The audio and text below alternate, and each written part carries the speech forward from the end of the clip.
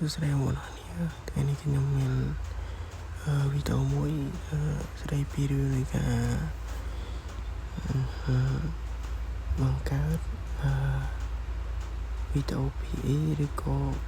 report វីដេអូ PE នៅលើទូរស័ព្ទដៃទាំង Android និង iOS អញ្ចឹងកុំឲ្យខាត់ពេលយូរយើងចូលទៅកាន់កម្មវិធី Safari ឬក៏យើងចូលទៅកាន់កម្មវិធី Google ជ្រាំដើម្បីចូលទៅ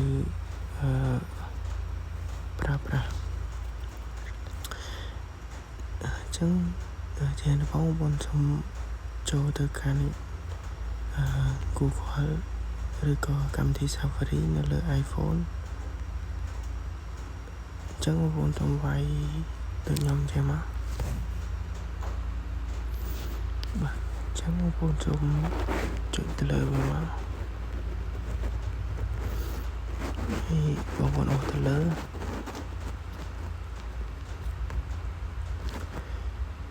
បាទបងឃើញពាក្យថានេះវីដេអូនេះបាទចុចលើមក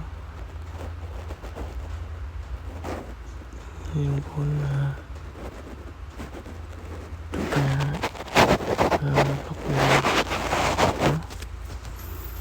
បងសូមវាយក្រែនៃ Gmail បើសិនជាបងប្អូនជាបង្កើត Gmail ទេវីដេអូក្រោយគឺខ្ញុំនឹងបង្ហាញពីរឿងនៃការបង្កើតអញ្ចឹងចុចពាក្យថា login មកបើយើងlogin ជាមួយនឹង Google អញ្ចឹងអានេះសំខាន់ Google គេនៃ Google account របស់បងប្អូនចូលមក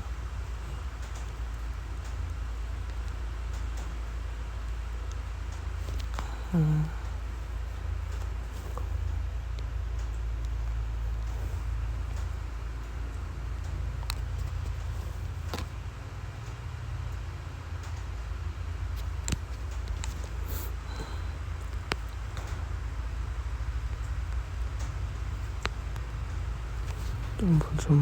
ចុចបន្ទាប់មក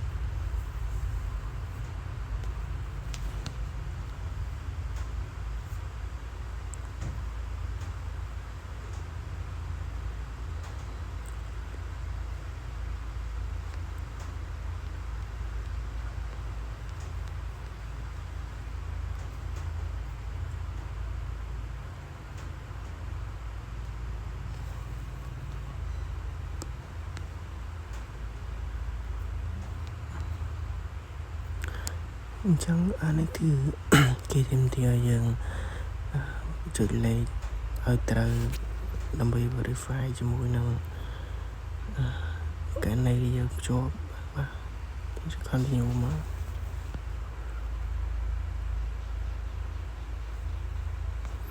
គឺយើងបានភ្ជាប់ហើយ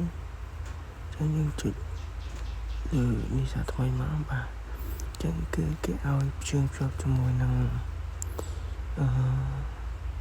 Facebook ជាមុនសិនដើម្បីប្រើប្រាស់ចឹងបងប្អូនសូមចុច back មកយើងវាយពាក្យថា Facebook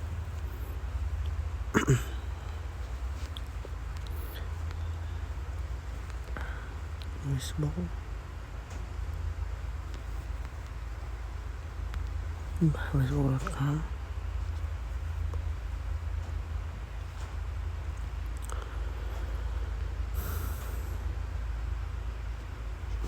បងសូម login កាន់ Facebook នៅក្នុងកម្មវិធី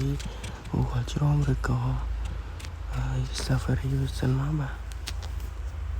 ហើយយើងបែកមកយើងចូល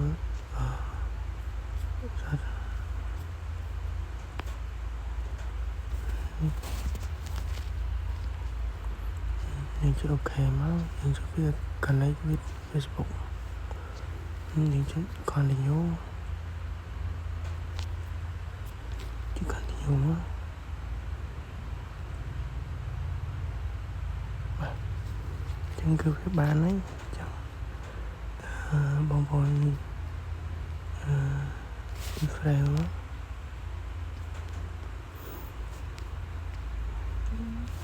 បាទចឹងគឺយើងបែកមកវិញមកគឺវាឲ្យយើងផុសហើយចឹងបងប្អូនចុចអាប់ឡូតមក to choose file and ទៅវីដេអូរបស់យើងមក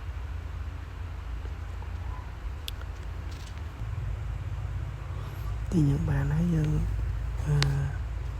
អត់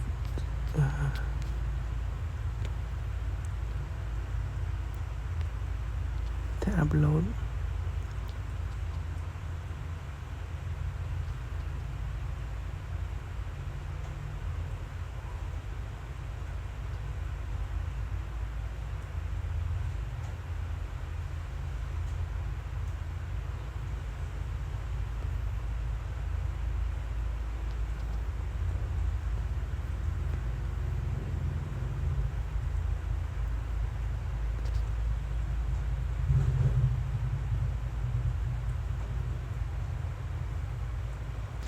បាទចឹងកន្លែងនេះ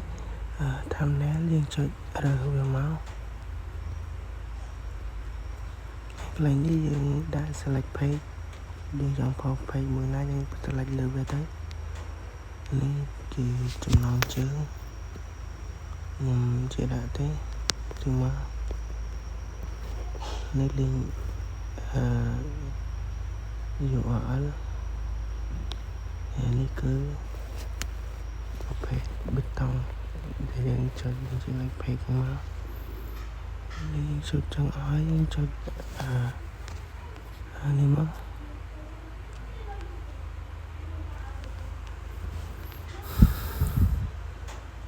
ដើម្បីវាពងអាប់ឡូតចឹងនេះគឺវាយើងអាចកម្មវិធីនេះគឺយើងអាចប្រើបានមួយថ្ងៃយើងផុសវីដេអូបានមួយបើសិនជាយើងមិនទិញជាកញ្ចប់ប្រចាំខែរបស់គេចឹងណាបើយើងទិញយើងអាចផុសបានរាល់ថ្ងៃចឹងប៉ុន្តែយើងអត់ទិញចឹងគឺយើងផុសបានតែមួយវីដេអូទេក្នុងមួយថ្ងៃចឹងអូខេឥឡូវវាផុសបានអូខេយើងចូលទៅកាន់ Facebook របស់យើងមកចូលទៅកាន់ page បាទបាទនេះវីដេអូខ្ញុំផុសមិញបាទយ៉ាងអរគុណសម្រាប់ការទស្សនាវីដេអូនេះ like និង subscribe ដើម្បីទទួលបានវីដេអូ